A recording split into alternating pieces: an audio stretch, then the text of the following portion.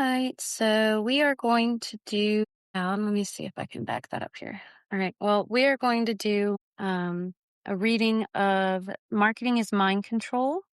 This is the print edition, and it is available on Amazon. This book is dedicated to Alex Marceau. Alex lost his fight against cognitive warfare on Earth in February 2026. The battle to protect humanity from cognitive warfare rages on, and we will not forget. In honor of Alex, please equip yourself and watch the documentary Cognitive Liberty, Mind Control on YouTube by Dominic Halpin. I am not affiliated nor sponsored by this film or its companies. Love you forever, Alex. Marketing is mind control. Break the spell, build with truth. Waking up to the spell, because manipulation only works if you don't know it's happening. How many decisions have you made today that were actually yours? Not the ones you think you made, but the ones that weren't quietly installed by ads, influencers, headlines, or algorithms. Be honest, because by the time you finish this sentence, today you've probably... I'm going to edit while I do this, so let me pause here. You've already been exposed to at least 20 brand messages, whether you've noticed them or not. On average, Americans see between 4,000 and 10,000 ads per day, and most of them don't want you to think. They want you to react. That's not marketing, that's mind control. This book is your flashlight in the funhouse, your decoder ring in the digital hypnosis we've all been walking through with our eyes open, because what you call marketing might actually be watered down descendant of military-grade psychological operations. Yes, the same kind of manipulation explored in MKUltra and Cold War propaganda, only now it's dressed in pastel Canva templates and self-help language and viral reels. It's not always the words themselves, it's the energy behind them, the intention, it's the rhythm, the color, the timing, the spell. Because that's what a spell really is, a deliberate use of language, imagery, and repetition to shape belief, trigger emotion, or override free will without you realizing it's happening. You didn't consent to this, you just adapted to it. But once you learn to see it, you can't stop falling for it. You can stop falling for it. You can stop casting it unconsciously in your own business. Then you can start building something that feels like truth, not performance. So no, this book isn't just about marketing. It's about waking up, breaking the spell, and learning to build with integrity, alignment, and your actual voice. Are you ready? Because I speak marketing and business ideas with almost every breath, and seeing how it's impacted the lives of my entrepreneur and even employee-type friends has been eye-opening. One of those, I was today years old when I learned that not everyone knew this, moments. So this book is not a book expressing of how much of a genius I am, because I'm not. It's not explaining concepts unheard of to anyone. They're publicly available facts I point to. It's more of a, hey, I went down that road and here's a map and what they're doing. And if you decide to adventure there or elsewhere, you've got to come prepared. Everyone knows the crunchy friend who plays safety squirrel isn't cool all the time, but hey, my moniker is the nerd. Can we just roll with my premise and the entire situation I care to warn about? Thanks for being here. So, definition of a spell. If you were from the Sabrina era, you're thinking magical finger. If you're the Tabitha type, just wiggle your nose, right? Well, not always. A spell is traditionally defined as a series of words used to cast influence, enchantment, or control, often with magic or ritual. Letters put together and said in a certain way to create certain situations. Why do we have spelling bees and spelling tests? Why is spelling such an integral part of our childhood when it could have been any word meaning putting letters together to mean something? Spelling. A spell is any time language is used to deliberately shape thought, alter behavior, override free will. It's not always cloaked in mystery. That's a duplicate. I gotta take that out and edit that. It's not always cloaked in mystery. I like that part, not this part. It's often disguised as normal. In churches, sometimes we will string words together and then cast the strongest of witchcraft spells, and then in Jesus' name at the end we add. Asking if Jesus would actually have said those things is where discernment and Holy Spirit type guidance are key. Because on the surface, spelling and praying are two very safe words. But spells are powerful, so are prayers. And they have been used to hurt people, or at least the discussion of them has. It's a manipulation technique to use soft, safe, meaning rich storytelling to hide facts and truth too deep to understand. Spelling. Spells aren't just in fairy tales. They're everywhere. They're woven into everyday life. School pledges, news headlines, slogans, prayers, lyrics, poetry, political speeches. Words are vibrations, rhythm is programming, and repetition is reinforcement. When you combine... I'm going to move that. When you combine all three, you've got a powerful mechanism of influence.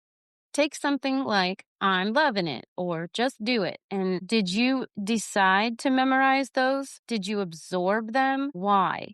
Because they were crafted to stick. Short, rhythmic, emotional, repetitive. These phrases don't just advertise, they embed. They live rent free in your psyche, shaping perception long after the commercial ends. And just as a side note, author note here, that concept has always struck out to me because I've always wondered why certain commercials are advertising the product they're advertising. It's one thing if this commercial tells a story about why you need the product, or if it's relating how to use the product, or something about the product in use and you're watching that, like whatever. Like those commercials make sense to me in marketing terms. But when you have this thing that's obviously repetitive or obviously just to grab attention and it has absolutely nothing to do with the product or the name, and then like later on years, I'll remember the commercial, I'll remember the funny, I'll remember the thing, I won't remember what it was for. And that always, I might be the only one there, but their concept was to jar your memory so you'll remember this funny thing and then you'll remember our product when you see it.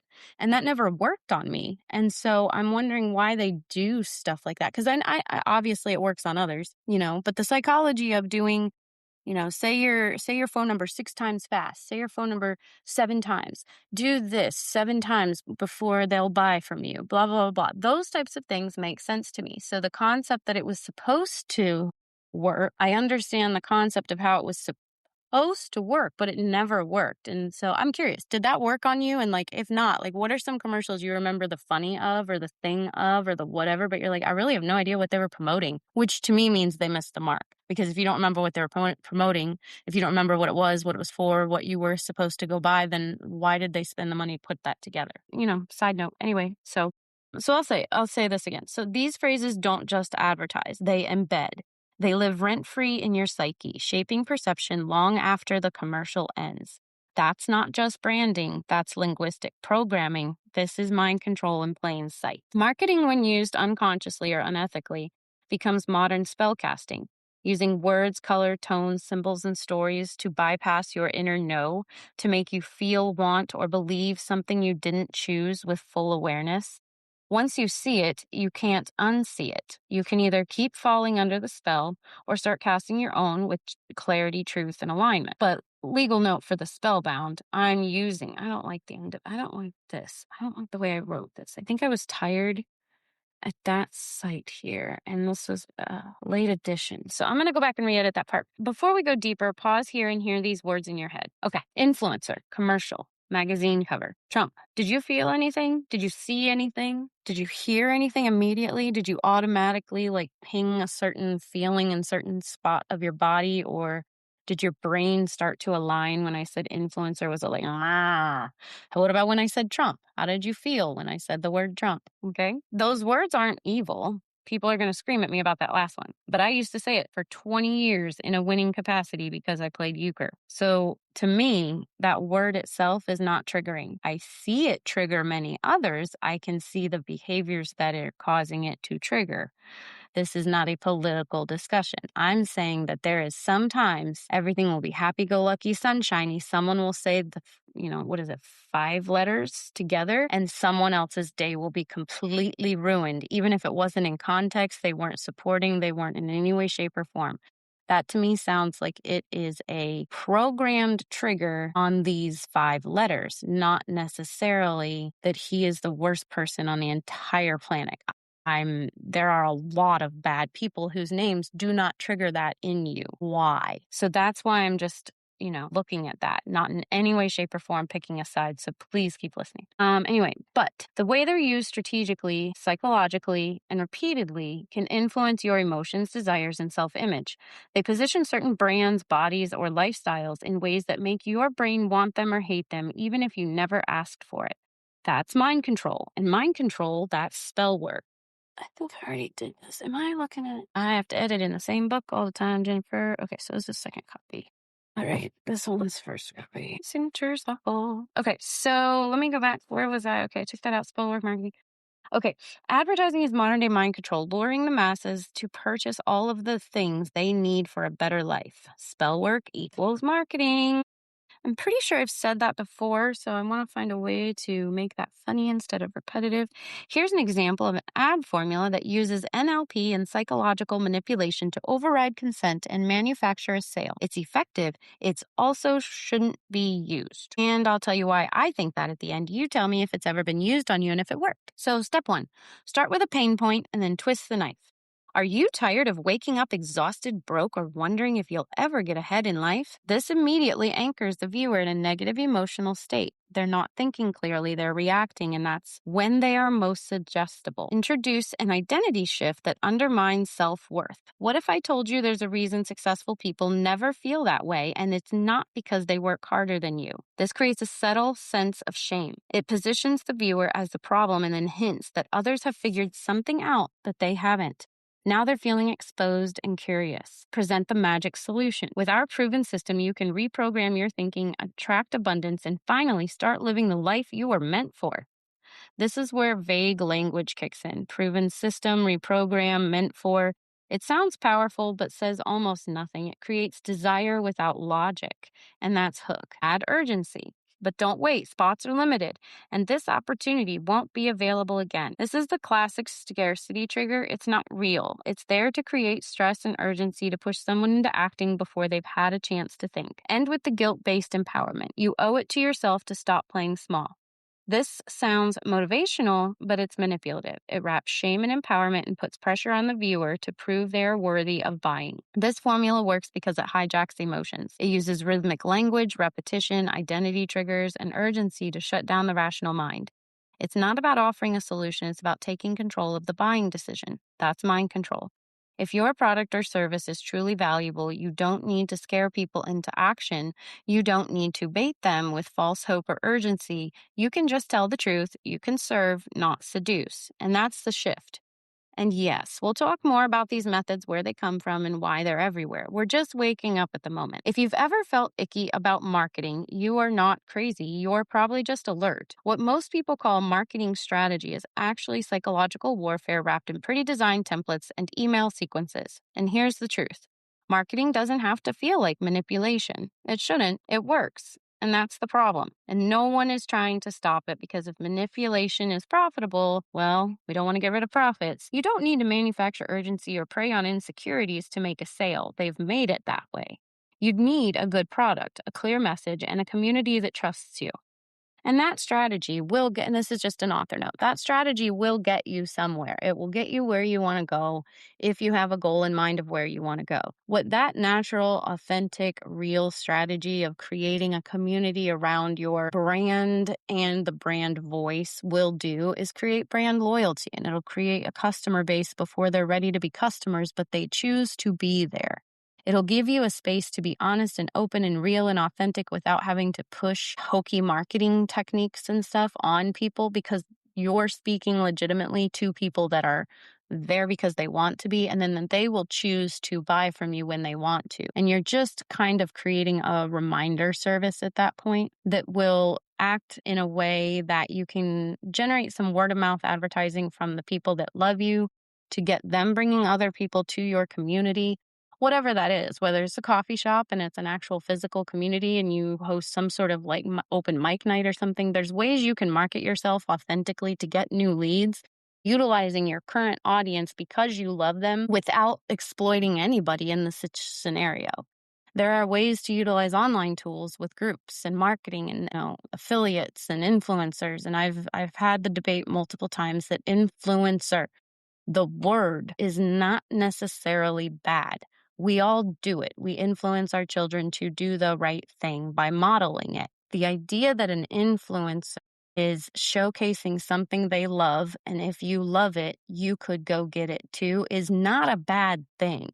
And it's not a bad thing that somebody who might be a single mom is able to jump on the screen for 5 minutes during nap time, showcase this wonderful diaper apparatus that made her life so much better naturally by talking about a moment that made her naturally better, that diaper company benefits from other moms wanting that product because of the real reaction. So then, yes, that person should be paid for their time and, in kind for the benefit that the company got, right? That's how advertising has always worked. We've just always corrupted it. And that's what this book is about. It's not telling you that you need to love influencers and why. It's showcasing that we've been brainwashed and how. And if you're going to be here and you're going to talk about the internet, and you're going to talk on the internet, and you're going to have a business in this life right now, in this day and age, and you're going to do things like make flyers, then you're part of this whole concept in some way, shape, or form of marketing as mind control. And if we all stay silent and let,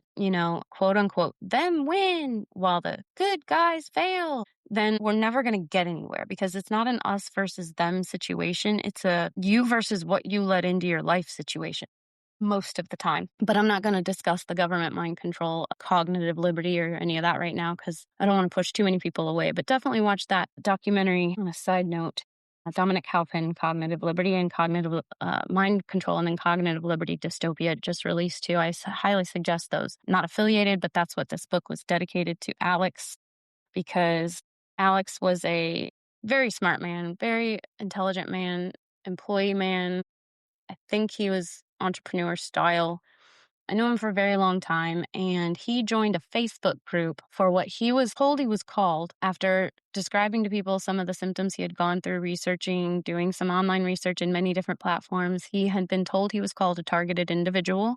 He joined a Facebook group for targeted individuals and corporations, companies, whatever you want. He tells the whole story. He told the whole story. I'm not going to name names here right now, but after he joined that group, he was hounded because of some of the things that he said and some of the symptoms that he said he was experiencing, which were abnormal to the everyday person. People were watching what he was saying, and he was hounded by some people who said they could help him. When they discussed how they were going to help him, they said, "This is a new technology. This is something nobody knows exists. You're so special. This is great. You can do this. You're going to be able to help so many people. We're making a documentary out of it. So let's all get together in these remote viewing sessions. We'll record everything we're doing, and we're going to make a documentary out of this. You'll make money. You'll help people. This will be great." So he spends like a year or two being controlled by these people who he told me physically in person one time that you can feel it when they enter your body, because every cell of your body starts vibrating, that every cell starts moving, and you have no control over that anymore.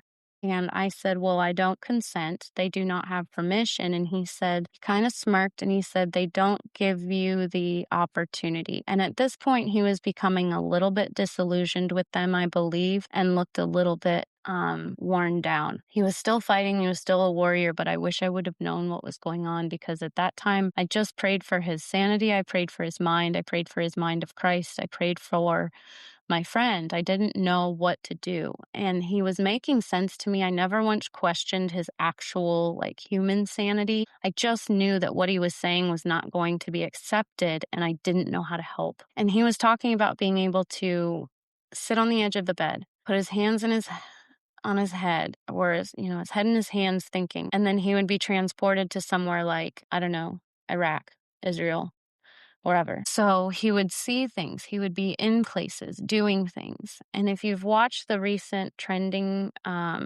movie on, not movie, like Dragonfly. So if you've watched the recent TV show on Netflix, it's called La Brea.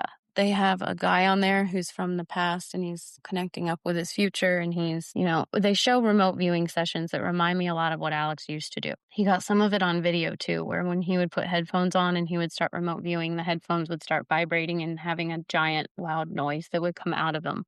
And all he's doing is thinking differently, right? So he would do these things. He would show these things. He was talking about these. He told me they were like CIA, DOD, types of entities that he was working with, top levels. He said he was considered an agent that was something, I don't know, not freelance, but he was like an asset to them. He was helping them. And then it switched, and something happened in one of these sessions where he said he knew that they were going to not use this technology to help people, like he said, that these were people who were actually inflicting the pain, they were making the technologies, they were testing him, seeing what he was capable of in his quote unquote special abilities, trying to find out who else had those. And then he spoke up about it. He was in a virtual, I call it virtual because he says he met with these people. He saw them face to face, talked to them, and they would know them, but it was in these remote viewing sessions. So he was in these sessions, in these meetings, in these, CEOs' rooms. He was talking to these people. He was telling them that he did not agree, that it's a human rights violation. He was fighting against that. They tormented him, tortured him.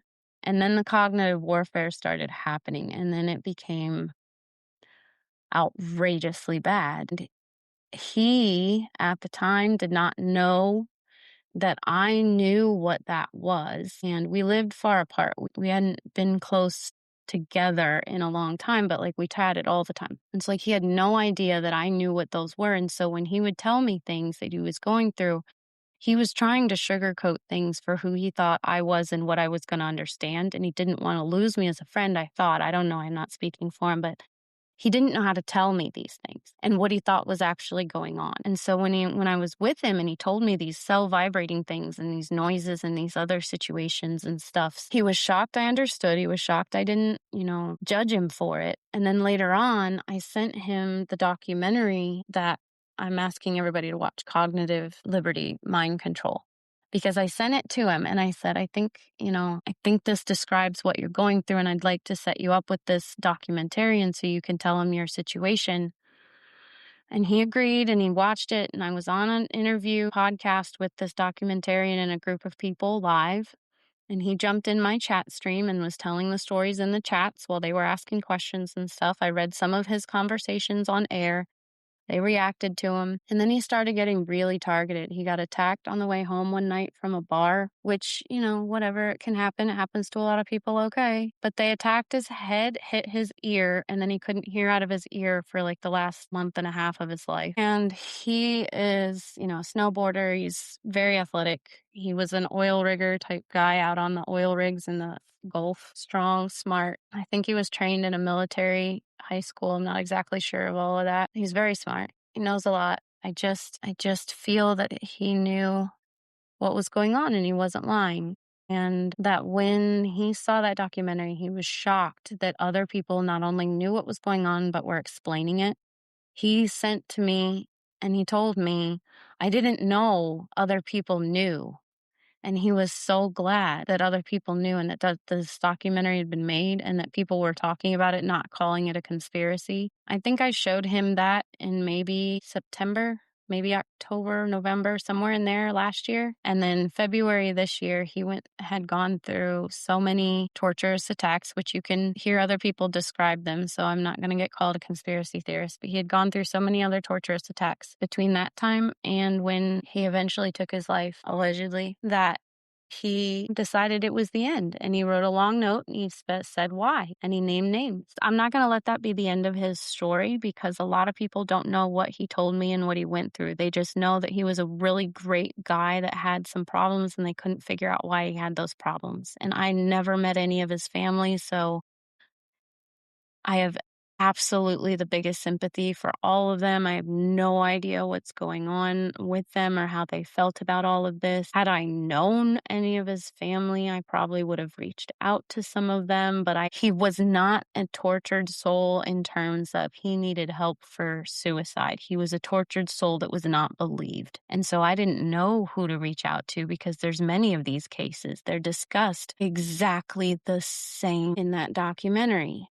I have a cousin who was taken describing the same things. Now, I can't claim that because his parents and family don't claim that that was the case, but it's interesting to me, having known many of these people, how much their cases are similar and they weren't crazy before. So that's why I wrote this book. It's not about SEO. It's not about me selling you a book. It's not about me making millions. It's about me putting things together in a book that I hope will change the way you view the posts that come in front of your page, the groups you join, the timing of things that jar your emotions when you pick up your phone. the thoughts that pop into your head when you seemingly don't remember wanting them there, it might not be you, okay? You are loved, you are healthy, you are happy, you are fine. You make your own choices, you think for yourself, and you do as you want to do. And that's the whole goal behind this. So thank you for being here. Marketing is Mind Control, available on Amazon. And I'm your host, Jen the Nerd. Thanks for being here.